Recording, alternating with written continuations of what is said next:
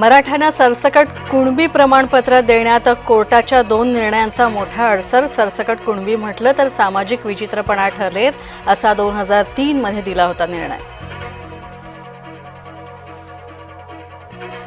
आपण उद्यापासून पाणी घेणंही बंद करणार, मनोज जरांगेंची मोठी घोषणा। मुंबई पोलिसांकडून पुन्हा एकदा एका दिवसाची परवानगी। आरक्षण दिलं नाही तर माझी अंत्ययात्रा इथूनच निघेल, मी मृत्यूला घाबरत नाही, मनोज जरांगेंचा सरकारला पुन्हा इशारा। मराठा ही कुणबीची पोटजात असा GR काढा, हवं तर सरसकट शब्द GR मध्ये वापरू नका, मनोज जरांगेंचा सरकारला सल्ला। जरांगेंना भेटायला गेलेल्या सुप्रिया सुळेंच्या कारला आंदोलकांचा घेराव, शरद पवारांच्या विरोधात जोरदार घोषणाबाजी। नागपुरातील ओबीसी साखळी उपोषणाचा आजचा दुसरा दिवस, ओबीसी आरक्षणाला धक्का लागला तर मुंबईकडे जाऊ, दिला इशारा।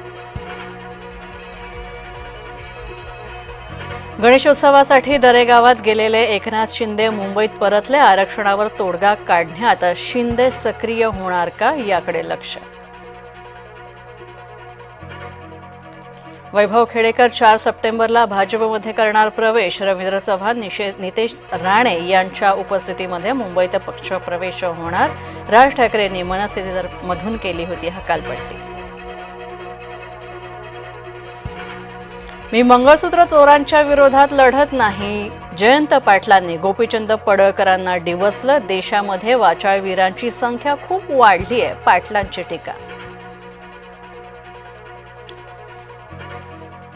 महिला आरटीओ अधिकाऱ्यानं दिला एजंटला चांगलाच चोप, बुलढाणा आरटीओ कार्यालय परिसरातली घटना, व्हिडिओ सोशल मीडियावर व्हायरल।